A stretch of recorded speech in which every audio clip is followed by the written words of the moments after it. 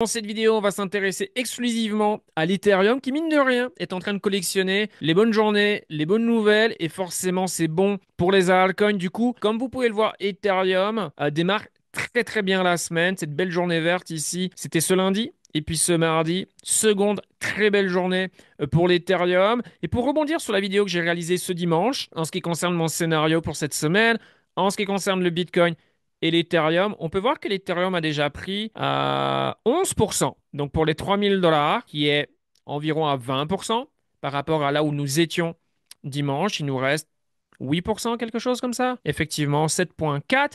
Donc très bon début de semaine, bien évidemment, sur les bitcoins, sur le marché des cryptos en général. Et ça fait plaisir. Ceci dit, attention, première information.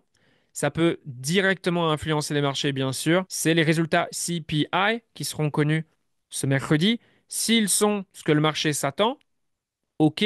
Si les chiffres sont même meilleurs, alors là, ça peut même être un élément positif qui peut influencer les marchés à la hausse. Et si on regarde très rapidement le Bitcoin qui est légèrement en dessous des 110 K, pourquoi pas avoir un Bitcoin qui fait de nouveau au plus haut si en plus de ça, on a des bonnes nouvelles en ce qui concerne le deal, le trade entre la Chine et les États-Unis. Bon, on peut voir que le rendez-vous, il est prolongé, prolongé, prolongé. Bon, logiquement, ce mercredi, on devrait en savoir davantage. D'après la communication des Américains, ça se passe bien. Maintenant, voilà, je mets ça de côté. OK, ça présage du bon. Maintenant, j'ai envie de voir ce que disent les Chinois également. Donc voilà, on verra ce mercredi. Mais si on a deux bonnes nouvelles, pourquoi pas? C'est un scénario possible. Bah, pourquoi pas faire de nouveau au plus haut ce mercredi sur le Bitcoin. Et dans ce cas-là, bah, forcément, je vois Ethereum continuer à ce qu'il nous fait depuis maintenant 2 jours, tout simplement. Et donc, pousser, pourquoi pas. Alors, 3K mercredi, je ne sais pas, 7%, il faut les faire. Mais tout est possible. Tout est possible. Alors, je dis pas que c'est le scénario le plus probable.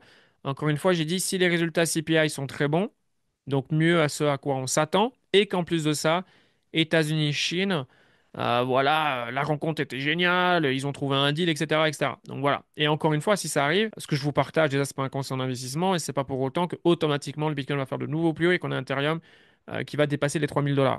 Voilà. Je tiens quand même à le préciser.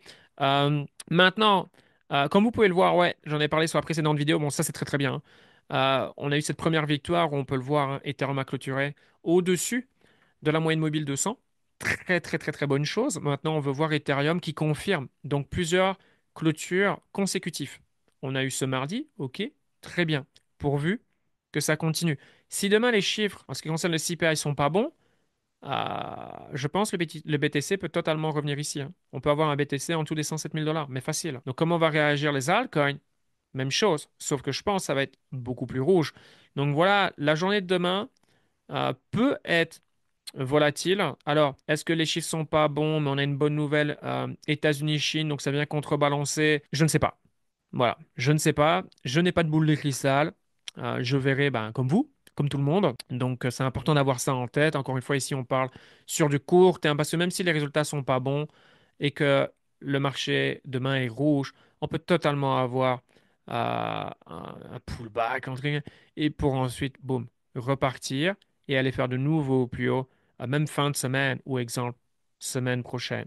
Et forcément, si Bitcoin fait de nouveau au plus haut, comme on peut le voir les altcoins derrière, elles suivent, d'accord? Pour revenir sur Ethereum, s'il veut bien, voilà, on a tapé les 2 800 $. Il y a de ça quelques heures, on est légèrement en dessous présentement. Donc voilà, Ethereum très très bien.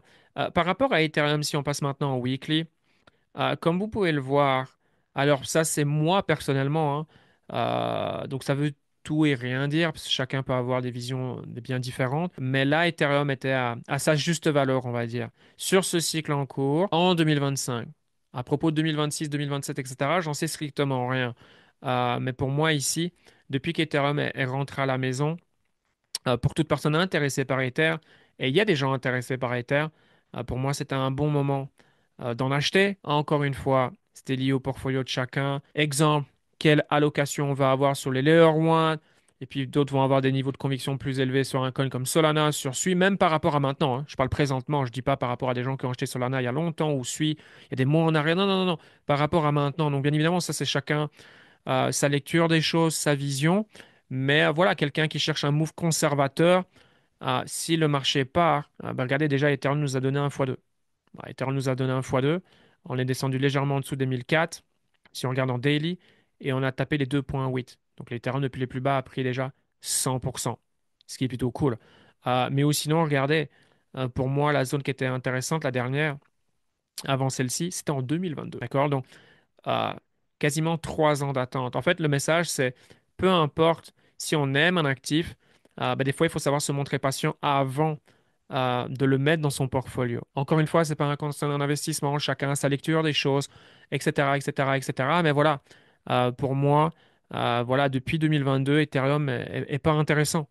Il suffit simplement de le mettre contre BTC et on peut voir qu'effectivement, aucun intérêt d'avoir Ethereum. Vaut mieux avoir du Bitcoin. Et si on met le même maintenant comme ceci, des fois ça parle plus. Depuis 2022, donc un Bitcoin valait 14 Ethereum. À un moment donné, un Bitcoin valait 55, même on est monté à 56 Ethereum. Vous voyez, donc voilà pour moi, pendant toute cette période de temps, bah voilà, Ethereum était tout simplement pas intéressant. Et comme vous pouvez le voir ici, encore une fois sur ce graphique Ethereum versus BTC, bah voilà, ça fait que chuter. Et à chaque fois, quand on pensait, ah, c'est bon, là, c'est le plus bas, ça va repartir, ben, en fait, allez hop, et puis hop, on se reprend une descente. La grande question, bien sûr, est-ce que ceci était bien le bottom? Ça, c'est la grande question. Il n'y a jamais de garantie. On espère tous que oui, bien sûr. D'ailleurs, on peut voir, alors, ça, c'est la bonne news d'aujourd'hui, c'est ETH BTC en daily. Regardez, ah ah ah, tiens, tiens, tiens, on a clôturé légèrement au-dessus. Donc là, si on peut avoir une confirmation, ce serait un très très bon signe, encore une fois de l'Ethereum cette fois-ci contre le BTC. Donc voilà, Ethereum, très très très très bien, comme j'en avais parlé ici, qui a montré des signes de solidité. Et maintenant le Bitcoin qui repart à la hausse et directement Ethereum répond présent. Donc voilà, très très bien pour Ethereum, forcément c'est bon pour les altcoins. La seule chose que je souhaitais vous partager ici, alors, c'est pas dans les prochains jours, mais dans les prochaines semaines, il faut avoir un œil là-dessus. C'est sur les obligations sur 10 ans. On va mettre en weekly. Le niveau des 5%. Mon questionnement est si dans les semaines à venir, on voit que les obligations continuent d'augmenter, en gros, pour faire super simple, ça va devenir plus en plus compliqué pour monsieur et madame tout le monde financièrement. Et quand c'est le cas, qu'est-ce que font les gens? Ben, les gens sont moins à même de s'exposer sur un marché à risque. Et si les gens sont sur le marché des cryptos, qu'est-ce que les gens vont faire? Les gens vont pivoter, en fait. C'est ce que je pense. Et donc, les gens vont se réfugier sur un actif comme Bitcoin. Et donc, qu'est-ce qui va se passer? Tout naturellement, ben, la Bitcoin dominance va remonter. Et donc, vous savez ce que ça veut dire. Ça veut dire qu'il est plus intéressant d'avoir du Bitcoin que des altcoins. Ça ne veut pas dire que les altcoins ne performent pas contre le dollar. Bon, dans ce genre de contexte, je pense que ça va être compliqué pour les altcoins contre le dollar. Mais ça veut dire que voilà, bah, autant ne pas se casser la tête, avoir du BTC ou du moins que BTC représente, je ne sais pas, j'ai pas envie de donner de pourcentage, mais soit la crypto la plus forte de votre portfolio. Encore une fois, lié à la stratégie de chacun, est-ce qu'une personne ou deux personnes différentes peuvent rechercher deux choses complètement différentes et donc ce que je dis ne peut s'appliquer pour une personne et absolument pas s'appliquer pour une autre personne. Le but c'est d'agir dans son bon intérêt, bien sûr, d'accord, mais voilà un peu comment je vois les choses. En tout cas, ça fait plaisir. Voilà, c'est super cool de voir Ethereum faire ce qu'il fait depuis maintenant plusieurs semaines, à confirmer tout au long de la semaine. On va voir demain, en fonction des news qu'on a, comment les marchés réagissent. Mais voilà, on est dans des bonnes dispositions. Si pas de mauvaises nouvelles, on est vraiment dans des bonnes dispositions, bien évidemment, pour continuer. Aller faire de nouveaux plus haut sur le BTC et donc avoir un Ethereum qui se rapproche des 3K. Ce serait vraiment le bienvenu. Psychologiquement, ça peut rendre Ethereum automatiquement plus intéressant, ramener de nouveaux investisseurs, de nouvelles liquidités. Ethereum fera de nouveau parler sur les réseaux sociaux, Internet. Et c'est important, c'est comme ça que vous influencez les gens ou que vous redevenez intéressant aux yeux du grand public. Puisque dans la tête des gens, les gens vont se dire, oh, Ethereum était en dessous de 2000 il y a quelques semaines, maintenant il est à plus de 3000. Waouh, qu'est-ce qui est en train de se passer sur le marché des cryptos? Moi aussi, je veux participer. Moi aussi, je veux faire de l'argent. C'est comme ça que fonctionne l'être humain et c'est tout à fait normal et ça changera jamais.